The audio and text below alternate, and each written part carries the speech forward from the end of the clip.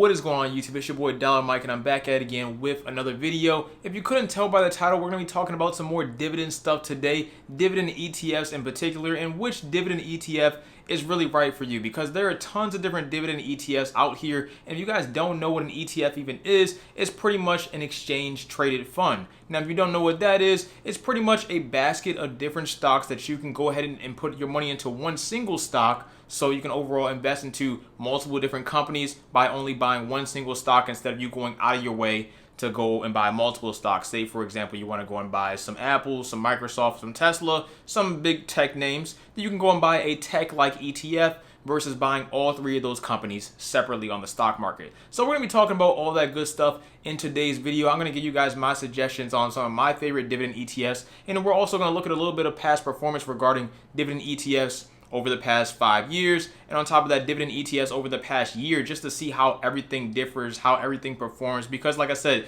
one thing isn't made for everyone, but I can give you guys some solid recommendations, and you probably already have some ideas if you've been in the market as well. So like I said, let's not waste any more time. Let's talk about the right dividend ETF for you, for your portfolio at this given time. Let's get into the video. Let's start it. Let's go right now.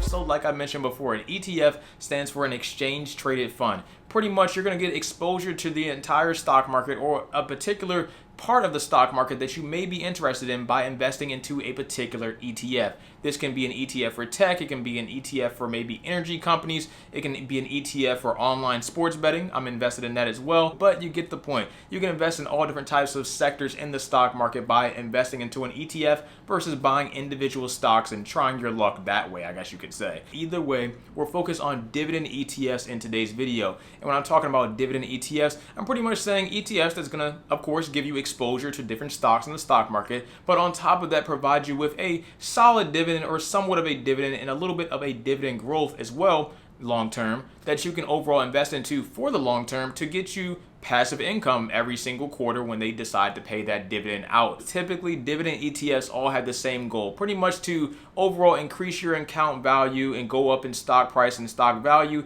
and also increase that dividend yield and dividend growth over those couple of years or multiple decades that you may be invested into that particular ETF. So the overall value or stock price should increase over time. The dividend should also be a stable dividend, and on top of that dividend being stable, that should also increase over time as well through dividend growth. Now, there are tons of different dividend stocks to invest into in the stock market. So of course, these dividend ETFs aren't all created equal. They all may focus on something different, just like these different sector ETFs may focus on a particular sector of the stock market, like online sports betting or tech stocks or something like that. The dividend ETF stocks work the exact same way. They may focus on certain ETFs that have a certain parameter or a certain criteria that it has to reach in order for them to be a part of that dividend ETF portfolio. And I'm going to go over a couple of them here, and pretty much we'll just go over which ones I think are pretty much the best, and also which ones I think have just done pretty well for this year and why they've done that well this year in particular. So one ETF that I have in my portfolio right now is known as ticker symbol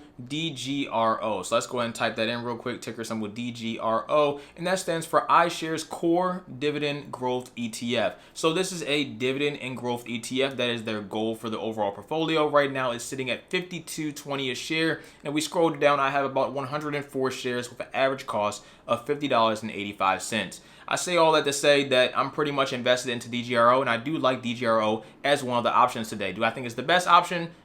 To me, for my portfolio personally, yes, but for you, it may be completely different, and I'll explain that right here. Ticker symbol DGRO is from iShares, and they are owned by an investment management company known as BlackRock. If we go back on over to ticker symbol DGRO stock, they have about 20% of their holdings sitting in the technology sector of things. So that means they're invested in huge big name companies like Apple and Microsoft. But guess what? Since this is 20% of their holdings, if Apple and Microsoft or other technology stocks that's in that portfolio don't do well, then of course this particular ETF won't do well as well. So we've seen that actually over the past, pretty much the past 6-7 months, where the entire technology industry has pretty much taken a nice dip, and it's pretty much been a great time to go ahead and buy some Apple and Microsoft over these past 6-7 months of this first pretty much first half of 2022. Each of these different dividend ETFs, like I mentioned before, have different criteria as far as how they pick their particular stocks. So like I said, they pick Apple, they pick Microsoft for DGRO, they also pick Pfizer and stocks like that. But how do they actually pick those stocks, and why do they actually pick Microsoft, Apple, Pfizer, Marico, or anything like that? Why do they pick those stocks, and which ones are they picking? They tell you that on their website, but just to give you guys, the rundown, I'm gonna tell you right here. Pretty much, they invest in companies with a 5% uninterrupted dividend growth. They also invest into companies that have a dividend payout not exceeding 75% of the company's earnings. And lastly, they don't want any companies where the yield is not in the top 10% of the stock market. If a company meets all three of those criteria, then it can be considered to be put into the DGRO ETF. And that's just one single ETF. That's one particular criteria for that ETF. And those are the stocks that are in that particular ETF. But how has that performed over the past year? Not that well, with 20% of their portfolio pretty much pushing into the technology sector and another 20% pushing into the financial industry sector as well. Both of those industries didn't really do that well over the past half of this year. So overall, the stock is down about 6% over this entire year if you go back and look at the year to date right now. These are all subject to change, obviously, as time goes on. I'm recording this on a Saturday, so likely when you view this video in the future, these numbers will be completely different. But for the time being, they're down about 6% year to date. But let's just check out another dividend ETF. This right here is ticker symbol DHS. This stands for Wisdom Tree US High Dividend Fund. So this is $86.71 a share right now. If you scroll down, I don't have any current shares on it. And you can see the sectors that they pretty much hold, or the biggest sectors that they hold, is healthcare and energy. And you guys know, well, if you don't know, then you need to go outside. But most likely you know that energy has been a huge sector and pretty much a big driver of the market pretty much over the first half of this year, just because gas prices have been so high. So pretty much companies like Exxon, companies like Chevron, or any type of other oil or industry, gas company, anything like that, they're making a lot of money because the gas prices are so high, so they can charge more. They're making a lot extra. They're making billions of dollars extra than they would normally make on a normal given year, considering this year is an anomaly yet again. So of course, when you're holding an ETF like this, you're probably not going to take that much of a loss. In the year to date for ticker symbol DHS, it's actually up about 4%, 4.53% right now, which is great. And like I said, that's simply because of what they're invested into. They're not heavily invested into Apple and Microsoft. They're heavily invested into Chevron and Exxon. Ticker symbol DHS is focused on targeting U.S. equity from high-yielding dividend companies like Exxon and Chevron, of course. Overall, they're trying to satisfy growth and achieve pretty much income while possibly replacing or complementing a large cap or dividend oriented for active and passive strategies. So pretty much trying to essentially replace the S&P 500. Or complement your portfolio with the S&P 500 in it. They're trying to pretty much grab some growth, grab some income, and provide you with a high-paying dividend yield from U.S. companies. And typically those type of companies are in healthcare, they're in real estate, and also they're in the energy sector. Now, I just gave you two different examples of two separate dividend ETFs with completely separate goals, completely separate criteria of how they actually go ahead and invest into dividend companies to overall provide you with growth, income, a high yielding paying dividend, and a stable dividend at that, while still being invested into the stock market as a whole, and also investing into completely separate companies to overall provide all that to you. Now, of course, those two are great. I have no issue with either one of those, but is that the best for you? That's still personally up to you, because it comes down to what you actually should be invested into. So of course, we can always look at the holy grail of dividend ETFs as an example, at least for right now, which is ticker symbol SCHD. Ticker symbol SCHD is sitting at 77.24 a share right now, and it stands for Schwab Strategic Trust Schwab US Dividend Equity ETF. Pretty much, you can see right here, it's down about 4.42% for the year. But if you go ahead and check the past year, you can see it's still about pretty much even. And you look at the past 5 years, up about 67%. And the past 10 years, up over 167%. Because like I said, it depends on how you're trying to invest into these different dividend ETFs. Personally, for me, I think DGRO works personally best for me, but overall, if you're just looking for a solid dividend ETF to hold in your portfolio for the long term, that you know pretty much is going to perform due to past performance, I would highly recommend SCHD and probably DGRO as a close second.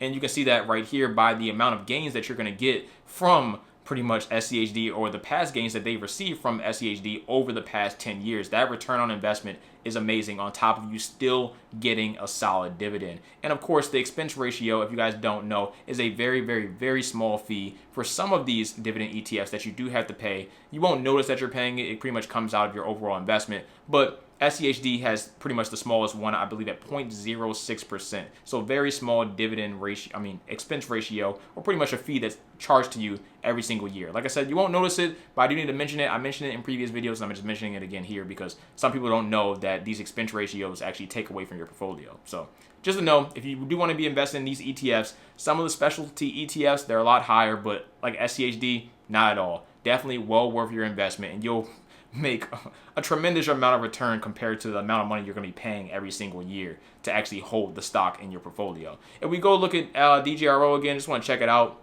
show it to you guys real quick. Like I said before, year to date down about 6%, year about 0.74, 5 years about 64%, 10 years about 108%. But let's go look at ticker symbol DHS. Just check that out real quick. DHS. And if you guys don't know what app this is Seeking Alpha. It actually says it right there at the top. Great platform. If you sign up with my free trial, link down below. Pretty much it helps the channel out. I'll get a decent kickback from it. And trust me, there's a lot of tools on here you can use, and this is one of the tools right here for you to go ahead and check out some of this data. Either way, year to date on DHS up about 4.5%. 1 year up about 7%. So looking really good, looking way better than both SCHD and DGRO right now. But if you go and check the 5 year, only up about 26%. Still not bad, but compared to the other two, way better. And then you look at the past 10 years, only up about 84%. Same thing goes here. Not bad, but SCHD and DGRO also perform better in both of these categories. And I'm looking for, me in particular, looking for somewhat of a long-term strategy, 5, 10, 15, 20 years in the portfolio. So I'd rather have those type of stocks in my portfolio versus these type of stocks in the portfolio, at least as far as a dividend ETF goes. Now, of course, all this is subject to change. Some of these funds could fall, some of these funds could rise even further. But for the time being, from what the tried and true strategy is, it seems to work the best in the long term. It looks like SCHD is probably one of the best dividend ETFs that you can invest into at this given time. But if you're looking for something a little more short term, then you might want to focus on something like ticker symbol PEY or ticker symbol SPHD or ticker symbol VIG or ticker symbol HDV or DHS, because they're focused on different